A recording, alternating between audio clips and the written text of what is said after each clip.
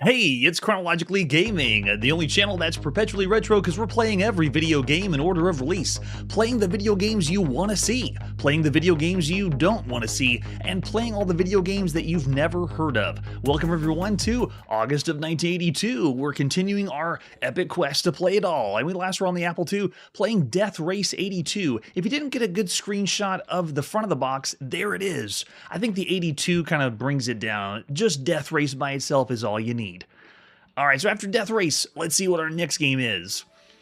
It's time to stay on the Apple II and play some of the Desecration. I've never heard of this game. The Desecration is a title that, from the company Mind Games, I don't know of any other games. This is all they have. The first in a series of adventure-cades. And I'm sorry to say, there is no other adventure-cades. This is the only adventure-cade we're going to play. A very sci-fi themed front of the box. They're getting really good with the artwork though. The sci-fi or space games has shown some really good classics out there. Besides that, I think that's it for artwork. Let's pop in and play The Desecration by Greg Segal, Gil Beta, published by Mind Games. It is August 7th, 1982. That is quite an opening. Hey, at least we're not doing the usual Apple II fade crawl through. Yes, maybe it will. So far, it's a desecration of our ears. They're still doing the opening. Oh my goodness.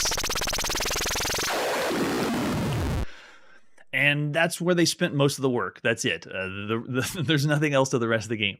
So you can see it is cracked by someone else. Now, this game is very unique. This is an adventure game that's trying something different. They're going to actually blend adventure game elements and arcade elements, like actual arcade elements. We've already seen plenty of adventure games change from the normal just text showing on the screen to a few graphics, and we've even seen adventure games that even dabble in some role-playing and have sometimes elements of role-playing, but then full-on role-playing experiences with adventure, and some screenshots, and even some adventure games with some animation, and maybe a few elements, but this one is one of the very first true, let's put an arcade game and an adventure game together.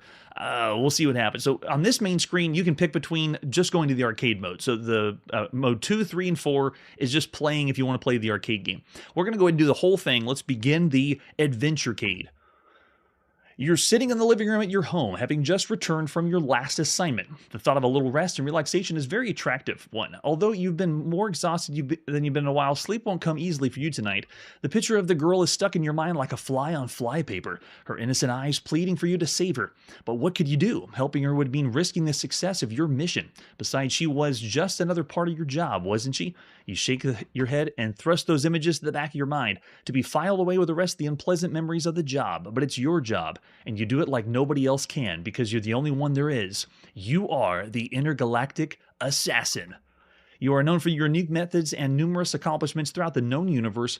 You're just about to slip into a light sleep when your video phone startles you. Video phone, it's the future. You check who the call is from and you want to answer, but you decide for you as a familiar image materializes on your monitor. With recognition comes a deep sigh as you settle back in your chair to listen to the coming assignment, which signals the end of your brief rest period. The person speaks.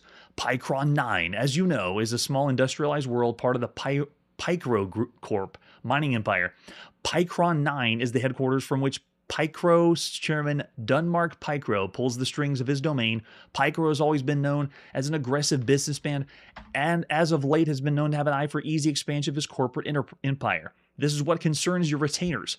Your services are being contracted by a joint venture of rulers from some of the possible expansion targets. They want you to halt his expansion, thus alleviating their fears. In return, you'll receive the usual fee of 10,000 galactic sovereigns. Galactic sovereigns? I don't think I've heard that one before. Plus, you may keep anything you require, subject to guild approval, of course. Your clients wish to tell you that the airfield number 7, their number 2 ship, is fully fueled and ready for travel. It's unguarded between 11:34 and 11:42 p.m. every night. You'll need to travel to Pycron 9, breach their air defenses, seek out and assassinate Dunmark Pycro, and escape the planet's defenses again. You will try to arrange contact on the planet. If so, he'll use the phrase, "Roses are mist," to which you must reply, "Smile." He'll take it from there, good luck, and the guild goes with you. My God, that was long. Why? At least we didn't have a manual, it was all in the game, but oh my goodness. Hey, Mikey, thanks so much, appreciate it. The Obscurity Challenge. You came through, man. Too cool. All right, so now most of the time when games have been ambitious and blended things together, they usually fall short. You know, if a game mixes 3 different genres together, all 3 genres are terrible. So would you say the 3 terrible genres make up a good game? Well, we'll see if arcade and adventure can blend together. This first one's just straight graphic adventure. We got the picture. We're in the living room, and we're going to play the first part of that. Yes, I don't know where they come up with the names, but hey, at least it was all here in the game. You didn't have to have it in the manual. All right, so we're in the living room. Boy, it feels good to kick back and relax. Taking a look around, I see nothing. What do you mean you see nothing? There's like a chair, a table that... What? Look, chair. Can we look chair? I know that's a chair. I don't see that here. Am I seeing things again? What do you mean? That has to be a chair. What is that? Look, screen? Is that a screen? I don't know what do you mean you don't know what a screen is? So we're in a room that obviously has things, but it says there is nothing. Let me try looking again. No, it does the exact same thing, and we see nothing. And can we go? We can. Okay, so we can go back and forth. They've done this with graphic adventure games where you can switch from, graphics back to the text. And we've seen this since the remakes that Scott Adams has done, and then several others by Sierra Online too. So this is a whole new company, but they're doing what we've seen before. Yeah, that's true. We've seen really cool mixed genre twists. One of the best ones was The Wizard and the Princess, but not the one from Sierra. The one in the United Kingdom. That was a blast. Okay, so let's just try to go somewhere. North. I don't know how to end something. What? You don't understand? North.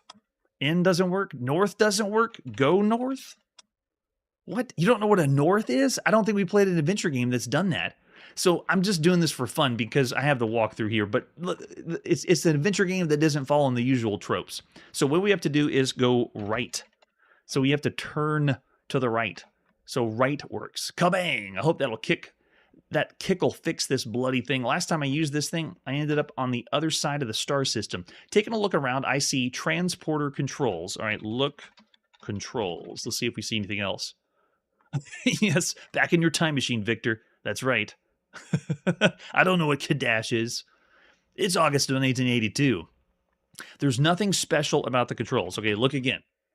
Kick this bloody thing. Last time I ended up on the other side. Okay, so let's kick it. Kick controls. Oh my gosh, this is so obscure. So we're now at the airfield terminal building. Doesn't look too tough. It shouldn't be too hard to borrow that ship. Okay. Taking a look around, we see nothing. What do you mean you see nothing? There is an antenna there and a building. There's not nothing. We can see something. Okay, so now let's go forward. Very bizarre controls for a text graphic adventure game. Okay, so we're back in the we're now in the airfield guard booth. I don't have much time. It's almost 11:42. I better get the ship and get out of here. Looking around, we can see the airfield roster and a monitor. Okay, so we can see in this area some stuff. All right, let's go ahead and look. Monitor. Monitor. There it is. I bet that's a picture of Airfield 7. Okay, let's go ahead and read the roster. Roster says Airfield number 7, 11:10 p.m. Okay, it's just given the roster times of the flight. So that's the plane we need to get. And what I'm thinking is we're going to get that plane and then we actually get to attack or use it as an arcade game. That's a good point. Let's try shortcut keys because writing the whole thing forward, writing the whole word right doesn't sound right. Let's just go R. Yeah, it gets it. R works. All right, I knew I shouldn't have read the operator manual on the Alpha XX134Z spacecraft. I know I'm going to kick myself for this. Taking a look around, I see ship number 2. That's the one we're supposed to take. So can we take it? Take ship? What happens? Too late! Here comes the airfield. Oh, okay, wait, they think... Oh, okay, so the first time we try to grab it, we get taken. All right, so we're in a room. What room is this? Oh, okay, we've been arrested. And you can see they add some garbled message there. But now we're in some white room with a shiny mirror. Okay, get mirror. Okay, we got it. Got the mirror. Let's use mirror. Look at that. Look at that. The mirror deflected the light bars, which is the prison bars, and I'm out of here. So we're outside the jail cell. I'm pretty tricky kind of guy. Now that I'm free, I better get my arse in gear and get on with this mission. So not written very well. We're not into Zork territory. And now where's that ship? Taking a look around, I see nothing. Okay, so we're back to nothing. Let's go ahead and head left. Hello. Get a load of this guy. Looks like an alien through and through, trying to make believe he's you. Whew, does he does look scrungy or what? Scrungy? No one uses scrungy. I wonder if I should let him out. He looks kind of dangerous, but then again, he might have some helpful information. I'm confused. This game is all over the place as far as dialogue goes. Yes, maybe this was made by an edgy teenager. Yeah, the garbage on the screen, maybe that's what it was, because everything else looks pretty clean. This is the first, and I think only game by this company, Mind Games. Okay, so let's go ahead and go left again. All right, now we're finally the way out of here. I knew those titanium craniums couldn't keep me in there for long. We can just avoid them, all right? And let's go ahead and go forward. So I'm using the shortcuts. So we don't have to type the whole word in. All right, so need to go forward again. Go in the terminal. Oh, wait, no. There. And now we're back in, and we should be able to launch the ship now. So let's go right.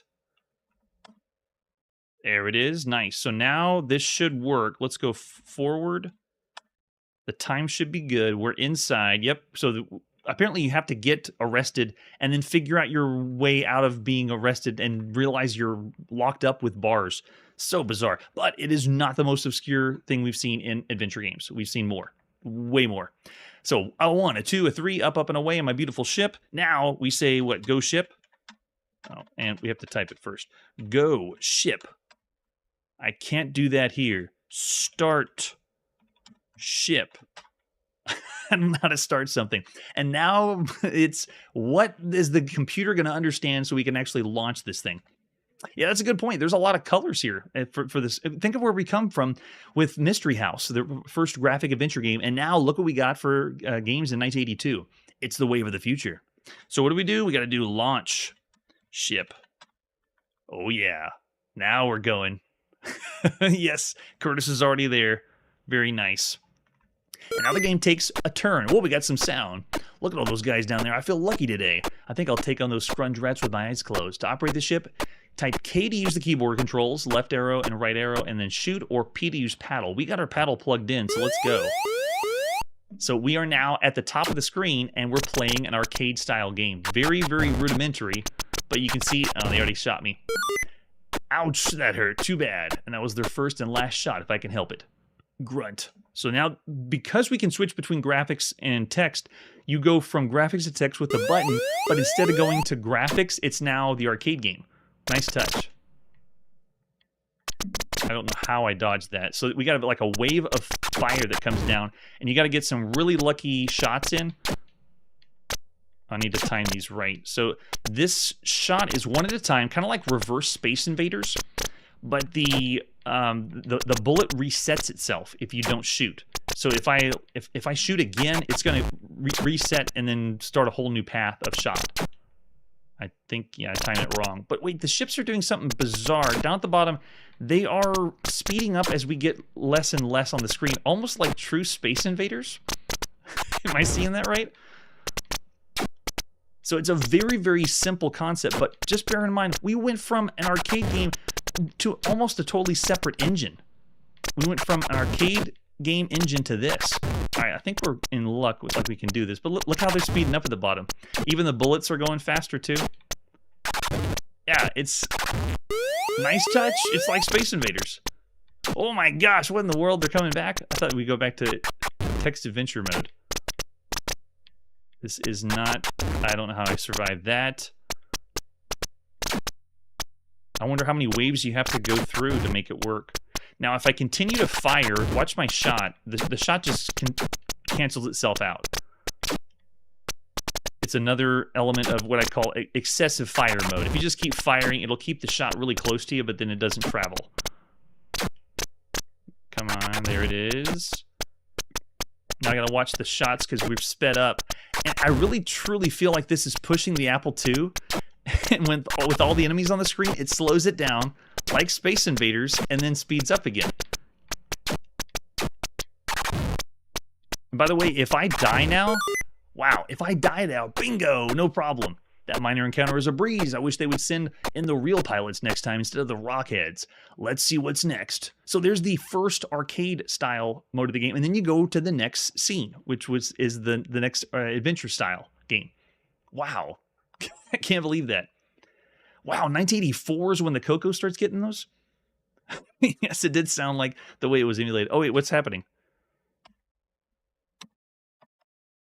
Okay, so we're behind the mining project. This place looks deserted. I hate deserted and dark places. Last time I went into one, someone pulled a gun on me. I wrestled into the ground, only to find that it was my mother. What in the world? Talk about strict parents. Taking a look around, I see nothing.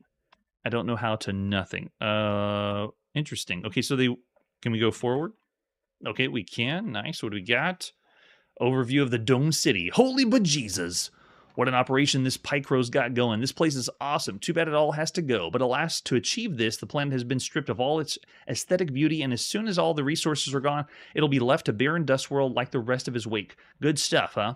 Taking a look around, I see nothing. So that was one example of the arcade game, and it was pretty simple, fixed shooter. And then you can see the adventure mode is... We've seen better adventure modes, better well written. The graphics, though, are okay. The still picture is pretty nice for 1982. Yes, I think you're right about the teenager, edgy teenager, because you know they were hiring teenagers that knew how to program at this time. Sometimes legally, sometimes not legally. All right, so what are we gonna? Can we go forward again? Yeah, let's keep going. Let's go up to the palace. Better catch my breath, organize my thoughts, keep my wits about me from here on in, or things may fare for the worst. I love getting philosophical. Taking a look around, I see nothing. Okay, so open door, and it's not going to let us do that. Look. We see nothing? Okay, go forward then. I don't think I'll just be able to walk through a hunk of steel. Open steel. Yeah, and here it is. This part of the game I do not have the walkthrough for, so we are essentially flogged or stopped right here at this section. I want to go back to the beginning, though, and what we're going to do is I'm going to... what I'm going to do is have this pop up the game again from the beginning. If I can get past this. Thank you. So I'm going to show you just the arcade mode. So besides the penetrating the ground forces, the other part connects to escaping the android police, which looks a little bit like this. Yes, maybe they did. To blend it together, it's pretty ambitious. Cool idea. Uh-oh, caught in a crossfire. How do I get myself into these deadly games? Better be cool, calm, collected, and get shooting, or I'll be dead as a droid. The controls are Z and A to move up and down, left and right to move, spacebar to shoot. Everyone ready? Here you go. So this is the next arcade mode. Whoa, they have some physics on this. What? So I'm in the center of the screen, and I'm shooting all the enemies on the outside. Oh, they already got me. That's fast. I've been hit. These are my last minutes. I'm dying. Wait a minute. It's only a flesh wound. 'Tis but a scratch. Oh man, yeah. If you die, like the other section, the arcade section, you have to go all the way back to the beginning again. So you have to, like we just showed on the shooter, the fixed shooter, like Space Invaders arcade game. You have to keep going and finish it. And if you mess up, if you mess up, you're starting all over. It's all white up here. I think I made a major mistake, like dying. It does feel that way. So that's the other arcade, and then the final one is reaching the air command. So you have 3 arcade elements to the game, and then the rest is the adventure game that we saw before. Oh gosh. System report condition green. Yes. That mode was kind of like Omega Race. Navigation fair, weapons fair, maintenance neglected, good, no scrambler. This is supposed to be the arcade side. We have tons of text. It doesn't seem like it's arcadey yet. Okay, what a hunk of space junk. Sounds like Star Wars. This console looks complicated. Well, here goes everything. Let's see, I'll press P to navigate with paddle. So you move and shoot, and then K for keyboard. So let's do it again. We got the paddle in. Let's see what the last arcade mode's like. We are in. Oh, okay, it did it again. So we're playing, again, a Space Invaders, but now it's from the bottom to the top. So this feels and plays the same, it just has a different background. But you can see their definition of arcade games, all you need is pretty much this, and then it's an arcade game. Same as before, though. It really feels like we're pushing the... And I died. Like we're pushing the Apple II with too many things on screen, and as we clear them away, then it speeds up, just like Space Invaders. Oh, right? And we're going to see a lot of this mix-up or mash-up of different genres. I love this. So cool seeing a little bit because this is the first fully functional, like, let's split the game completely. Let's do a little bit of one and the other, unless we deal with compilations, because we've already seen compilations with different styles of games. But this is one game with different genres, totally different on the spectrum, too. I don't think this puppy can take much more of this. Does it save? Okay, it does. Nice. All right, we can take him out. Ooh, barely. I don't think he got me. Okay, yeah, you have to do 2 different waves, it looks like. And just like all the other ones, if I shoot over and over again, look how my bullet cancels out. It doesn't travel until it hits something. Yeah, it gets the job done. Now the question is, of all the games we played so far on a home computer, how enjoyable would this be, or how would this fare to everything else that's out there?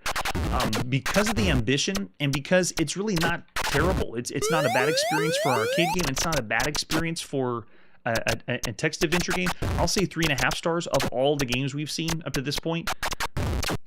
This is an experience that's rare. You wouldn't be able to have this or see this on other things out there. Oh, yeah.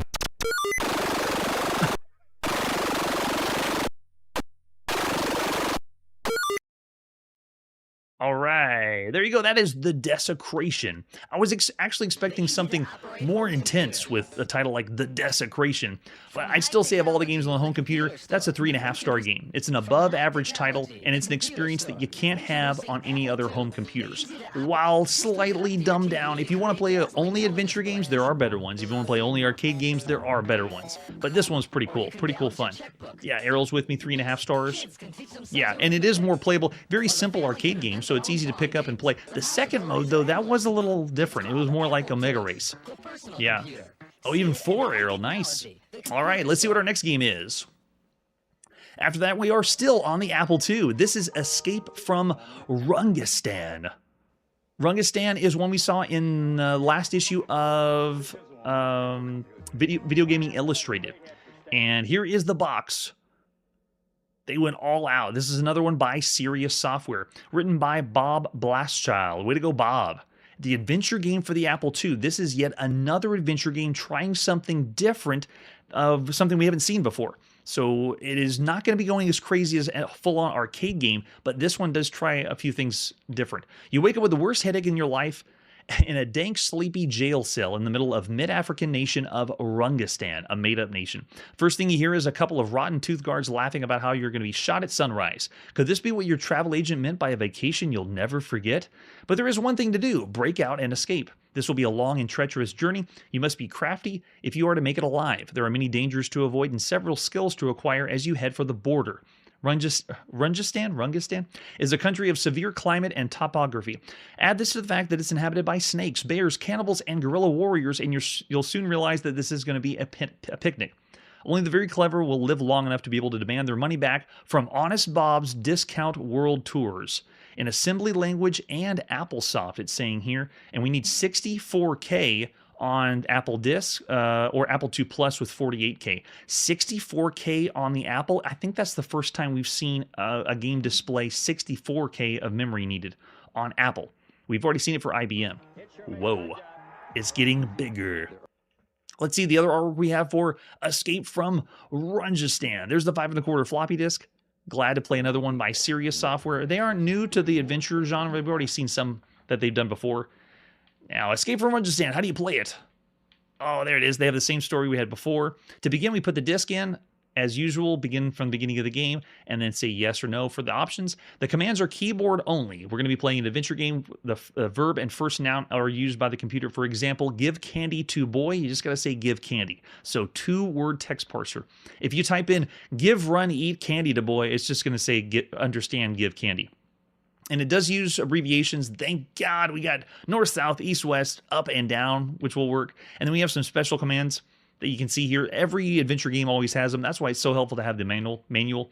A final note, save the game frequently to avoid getting frustrated. Oh, yes. The disc has to remain in drive at all times when it's running. Don't remove the disc while the drive's in-use light is on. And we were probably not going to save for this run because apparently you can get through the game in about 30 minutes if you know exactly what to do, but the puzzles are pretty obscure. So we load it up, and then we have the Serious Software replacement policy. If you have a defective disc, it's $5 for a new one. Not bad. Glad we got that. We'll refer back to it if you need to. Let's pop in and play Escape from Rungistan by Bob Blastchild, published by Serious Software. It's August 8th, 1982. Oh, nice touch with the animation.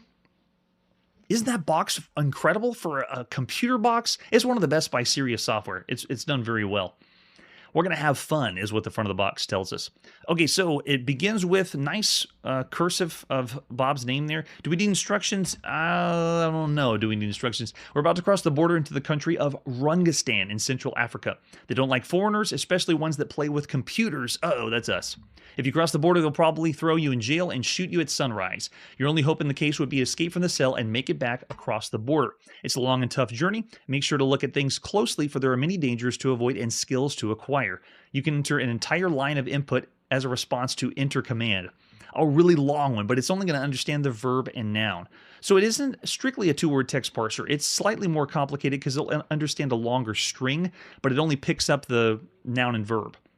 And then we got our directions, our usual ones. I'm glad to have those back. At any time you feel like the status of your game, you can say save game and then do restore game. And we may use that. We'll see how far we get. When you're reasonably sure you want to kick the computer or try hint please, sometimes the machine will have mercy and help you a little. And we've seen that in adventure games before. Very nice. To look at the last few commands, hit return without any response. And it goes back and forth between graphics and text like the other modern or now adventure games. As an aid to wary fingers, the following abbreviations apply. Save, restore, switch music off, nice. And then in real life, there's going to be times where you have to react swiftly. At various points in your journey, you will have to respond while objects are moving. If you remain calm, you'll do just fine. That is what makes this unique.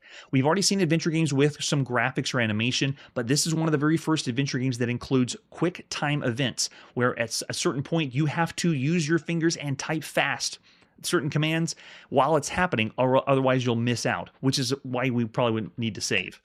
If you want to get inventory, type I or inventory. Do not pull the plug on your system. Yes. All right. Do we want silent, short music or long music? I'm probably going to regret it later, but I really want to hear Apple play music. So we're going to do long music. And we want a new game. Please wait while the game is cracked. No, Sirius did not only do Apple II stuff. We're going to see some later ones. Hey, we do get music. Nice. Nice touch. The game begins in a jail cell. Let's read a book. Left book. The left book is a book on navigation of Rungistan, waterways. And we become an expert, just like that, reading the book. And read the other book. Read the right book. It's a book on aviation. Now you know how to fly. Your license is in the mail. Nice touch with the music. That actually is really cool. In an adventure game, we don't see this too much. Okay, so after that, and now we want to read. Let's go ahead and drop this book. Get it out of our hands. Yeah, any small music right now is a treat. It really is. Okay, so after that, let's go ahead and call the guard over. Mr. Guard, he hears you and asks what you want. We want food. And they deliver the food. Nice touch. Guard brings us our last meal and slides the tray into your cell. We are in the jail cell still. All right, so let's go ahead and say, I want to see look food. What do we have? We got a thick steak, a piece of cheese, and a candy bar. They're going to play a tune for every time we do. All right, so get, and you see that mouse that's moving around? We're going to need that. Get cheese and get candy bar. Okay, and this is another very infamous strategy game, or not a strategy game, adventure game that has dead ends. So if you do something wrong, you're pretty much out of luck, and you have to go all the way back to the beginning. And this isn't the first time. We've seen other games that are like this, but this is notoriously just difficult, where you get to a part that you didn't realize you had to type something quickly, and then it's all over, and you go back to the beginning. So that's why you would want to save. Okay, so we're in the jail cell. We got our candy bar. We got our cheese, and let's go ahead and try moving the bed. You feel too weak to move the bed. Okay, so what do? You get the steak. Oh, you're better off eating it. Okay, just eat the steak. Got it. That was good. You feel much stronger now. All right, so now that we're stronger, move the bed. And move the bed to the window. Now we're strong enough to move the bed because we ate steak. Yeah, the logic is just baffling. That was the Mickey Mouse Club song. I knew it sounded familiar. That means that this is obviously not licensed. If they can just... You don't take stuff from Mickey Mouse. He will find you. All right, so we're in the jail cell. Let's go ahead and climb bed. Okay. We see a small boy. Let's give that boy... Give candy. The boy loves the candy and throws you a small shovel in return. Then he leaves, and you're in the jail cell. How you were to know that, I don't know. Okay, let's climb down. We have our shovel now. Nice touch. We're back in the jail cell. And now we need to get that mouse to show up, because this is where you have to type in things fast enough when the mouse arrives. So we have everything so far. Yes. If your character was a vegetarian, it would be game over. We got so strong from steak. Oh, man, I still attest that the most complicated adventure games we've seen, the ones that are really off the wall with how the logic works, is the ones in Europe. Those so far we've seen are extremely complicated. Okay, so can we try wait? Where's the mouse at? Usually it reappears again. I'm waiting for it to show up. So it's, yes. As far as scripting, good point. Blending them together. And this one adding the QuickTime event where you have to type in things fast enough. But it does lead to moments like this. I'm waiting for the mouse to arrive again on the scene, and it happens randomly. So until that time, you got nothing else to do. I can't call the guard. Can I look again? Oh, wait, I think we got it. No? Okay, no, we're just still in the jail cell. Okay, yep. Window's still there. Got it. Still in the jail cell. Can I look sink? The sink is empty and doesn't work. Wait, it doesn't work? We don't get any water? That's terrible. Yes, maybe we should have. Okay, let's try wait. That won't work. Try something else. That's probably just the script they give you to try another word because they know the computer doesn't completely understand you. Anytime now. Can we sit? I don't understand. Can we sleep? No, that won't work. At this point, most of the text that we've seen with adventure games, it really shines on Zork because they have a larger vocabulary that will understand things. But most adventure games, they're still really, really slim. And you can't experiment and do things like, I want to do a headstand in the game, or lift up the covers of the bed and sleep under the covers or something. Yes, right? Make a sandwich while we wait. Try it again. Do the wait. That's it. We have music. Maybe that's the cue that the mouse is coming.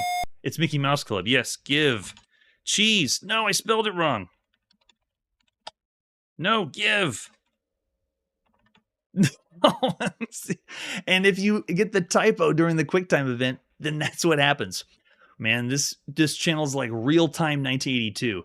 Exactly what it would be like. And that's why the Mickey Mouse Club is there, because that's the cue that the mouse shows up, which means we got to wait that long for the mouse to come out again. Yes, right? That's what we need to do. We should be waxing our chest, because every adventure game that we've seen up to this point has shown us we play better that way. Well, the mouse may not show up, but I really enjoy that they put in... Why is it still saying give? Well, let's see. What if we say give cheese, but we don't enter it in until the mouse arrives, and then we do it then? At this point, I'm willing to say wax mouse, yeah, and give it a shot. See, if we give cheese now, I don't think it'll say anything yet. It works. He's back.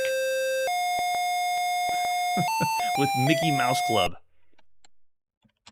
Now I'm being very careful. The mouse takes the cheese in the corner to eat.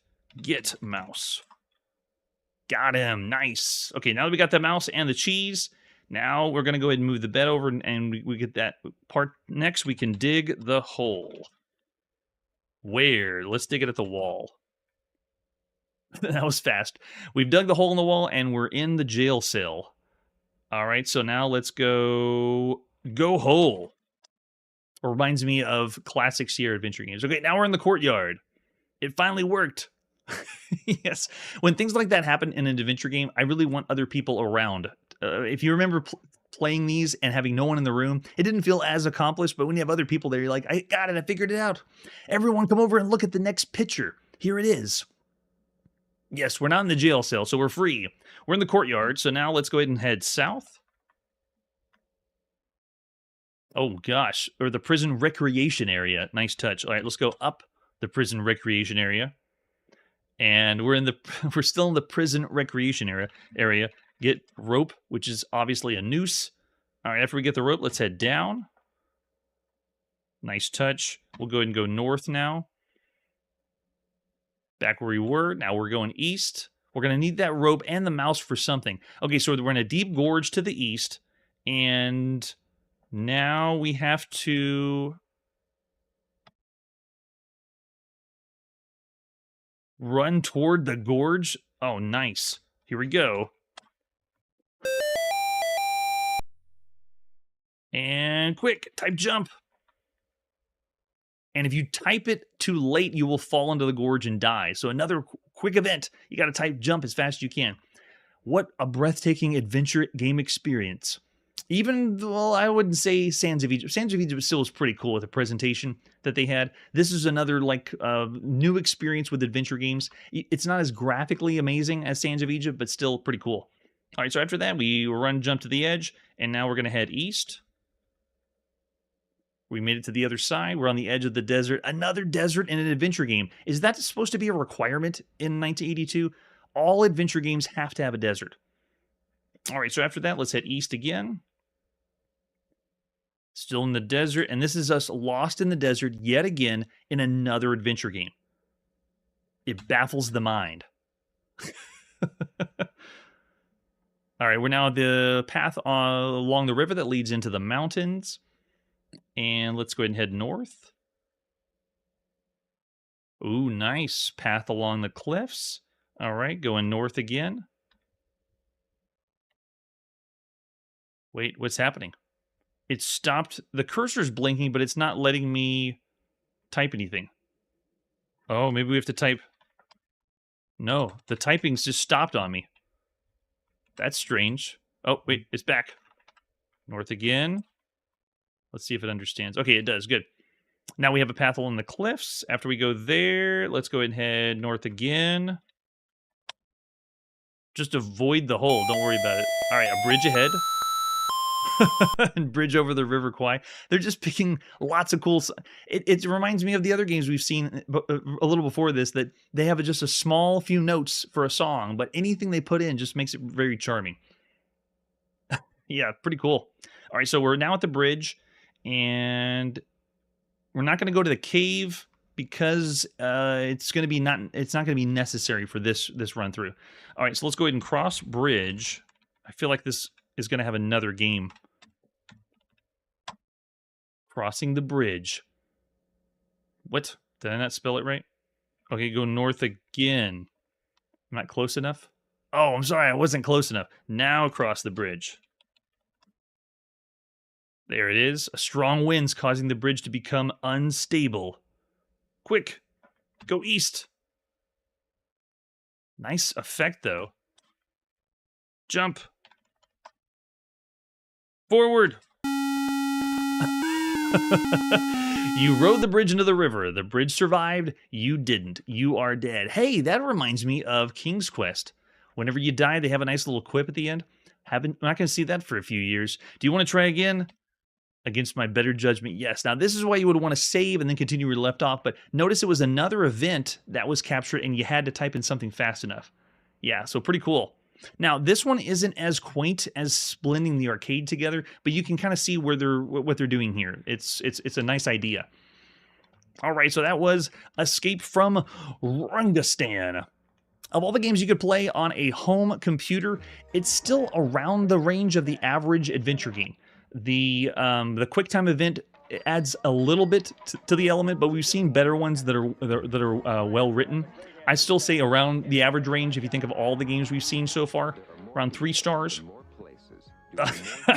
4 for, yeah, I love it, Manly. 2.5 from Mikey. I wouldn't go that low, but I'd still say this is still around the average range of all the games you could play on a home computer. It's done very well, and you would have a good time. You would have some fun. All right, but that's not all. Let's see where we're going next. It's time to go to the United Kingdom and play on the Sinclair ZX81.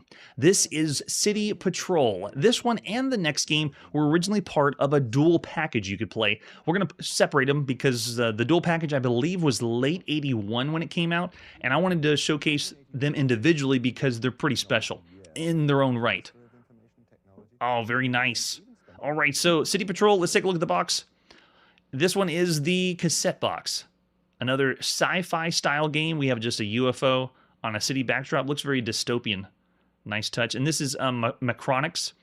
That was originally done with a dual pack, and then this is published later by, I think, Sinclair Research. Save the city from alien suicide ships. As commander of a laser-firing ship, your success will depend on how many aliens you annihilate and how much of the city survives before your own ship is destroyed. I love it.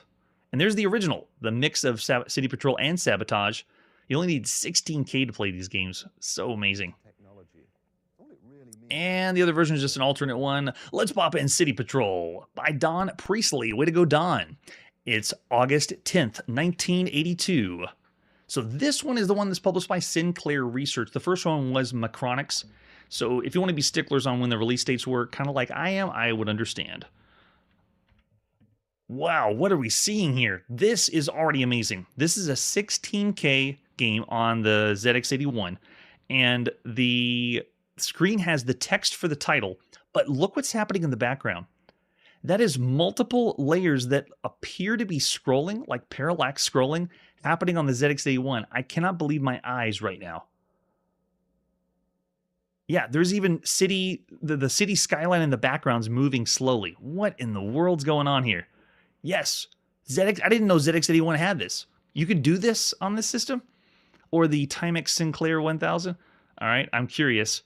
Yeah, Don Priestley did some kind of magic. All right, so we can do keying and score, and then reminder. Let's go ahead and do that. What's the keys? Okay, so we can go up and down with F and V. Then left and right, we use N and J. And if you want to go fast to the left or fast to the right, you use N and then J, or J then N.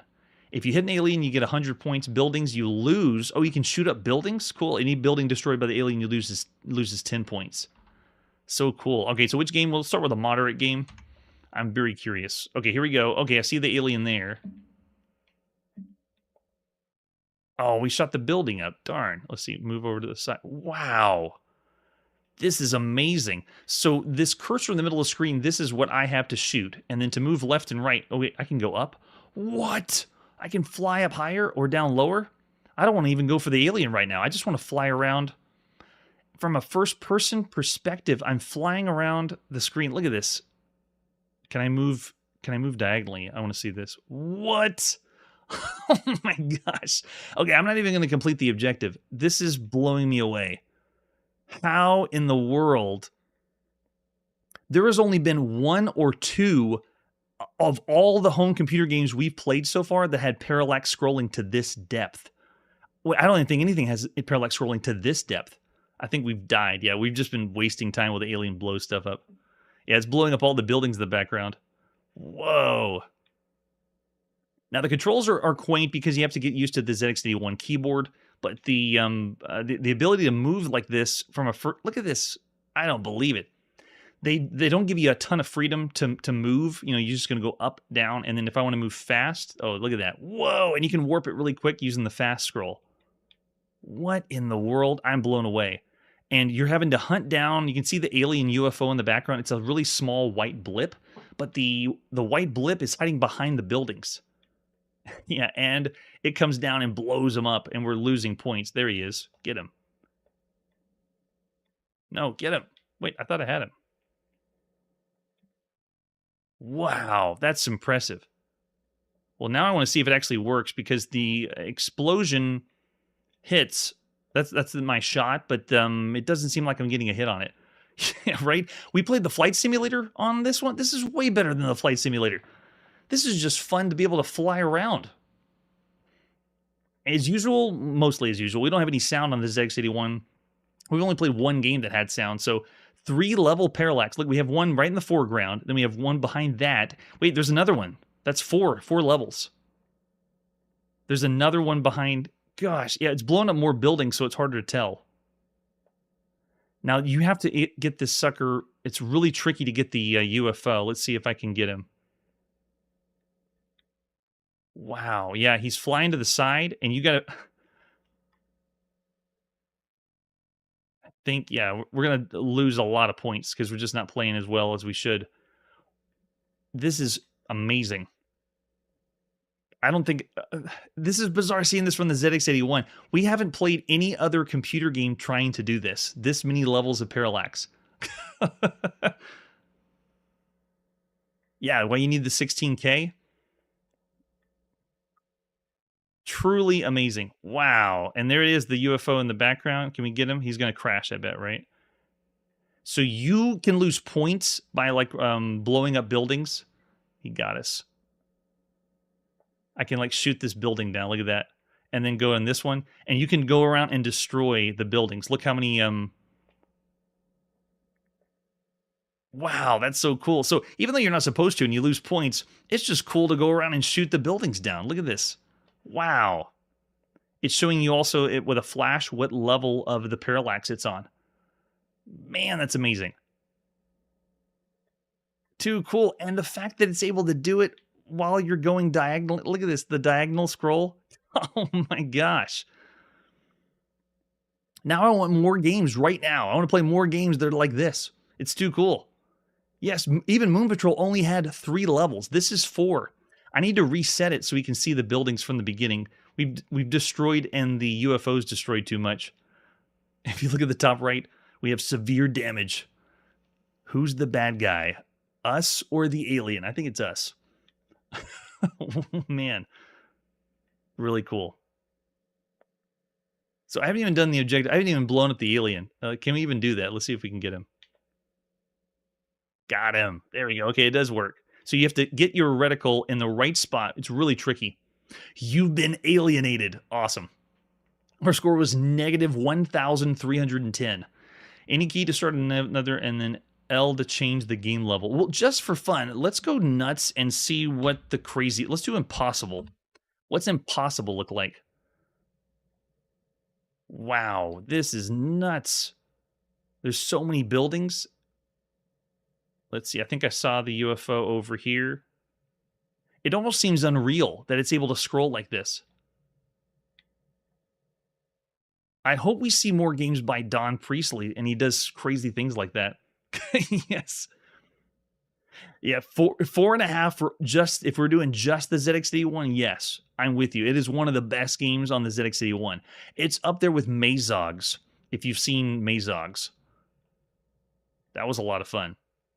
Yeah, as far as gameplay though, it's really tricky to play. You have to get the UFO lined up right between those two X's of the crosshair, and if you don't really get a shot. So it's extremely difficult, especially now that I'm playing on, impossible. Just shoot behind. Go, go, go. Where'd he go? He just disappeared. I had him right in my sights, and see, it's really easy to lose him because of that layer of parallax. That's true. We're dazzled by the graphics, but the gameplay is, it's all right. I really don't want this to be forgotten, though. So for City Patrol, I don't want to say it's a game that's bad. It actually would be a cool experience to be able to play this, and you would get used to it eventually. It'd be tricky because you have to remember the keyboard you're playing on. Yes, that's right. Everyone died, but man, that was fun. So I'm still going to say of all the games we played, it's a... You know what? No, I'm going to have to go above. I want to go 3.5 stars.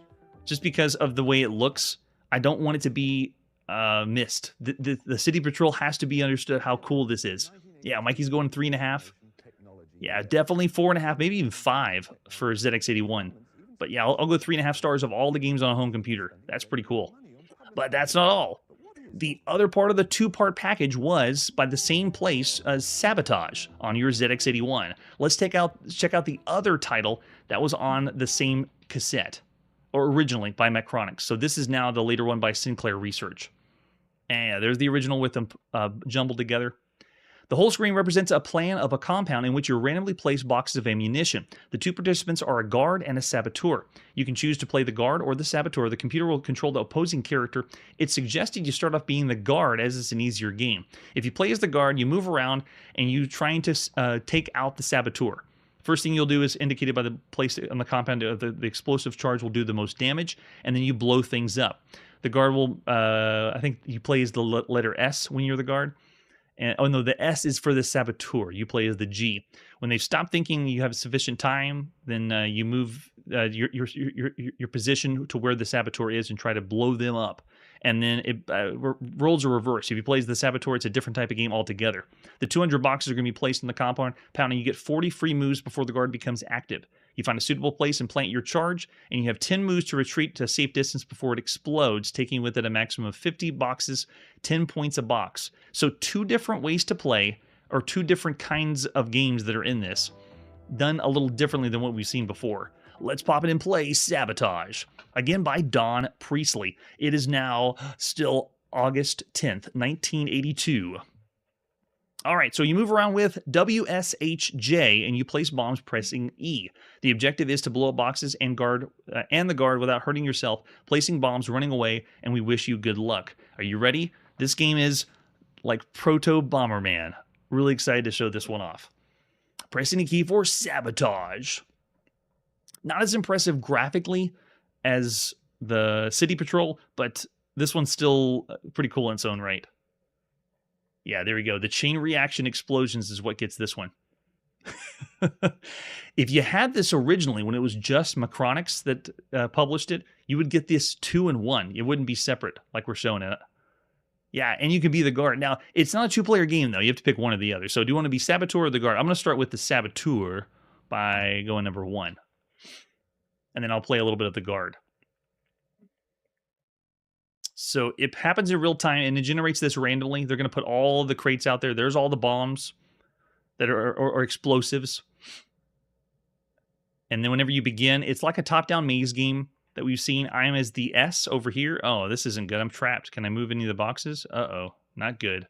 So this random layout has left me in a position that's not going to play very well. The guards represented by the asterisk. I thought they were the G. But the asterisk is moving around. I'm going to go ahead and drop a bomb, but I'm not going to survive because they trapped me this round. There's the E. The bomb is dropped. And yeah, the Saboteur went down. But you saw the chain reaction it made. 23 boxes destroyed. You were caught in the blast. And now we lose points. Yeah, our score is negative 270. So let's go ahead and see if we can get some better chain reactions and get away from the blast. I'm going to make my way over to the top right. And let's take out this side, and then when you drop the bomb, now you can run away. You want to clear before the chain reaction hits. So there you go. It's like a proto Bomberman before Bomberman ever existed. The very first game we ever saw do anything close to this mechanic was Warp and Warp in the arcade. And here it is at home, and we haven't seen true Bomberman yet. Bomberman does not exist. There is no such thing right now. There it is. Nice explosion. And then the best way to do it is get the guard caught in the blast. Whoa, the chain reaction. We got it. Yes. The guard was caught. Yeah, I got more points. Nice.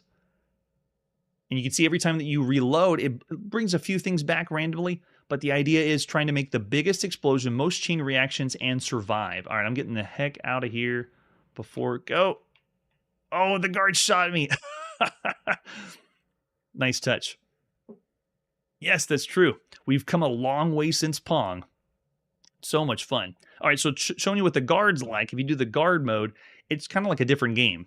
The Saboteur mode is the Proto Bomberman. And this was combined together as one game when it was original, but then later when it was done by Sinclair Research, they put it as different ones. Okay, so here's the moves. Need to get away. And we want the Saboteur to drop their bomb. There it is. Oh, we missed the blast. We were too close.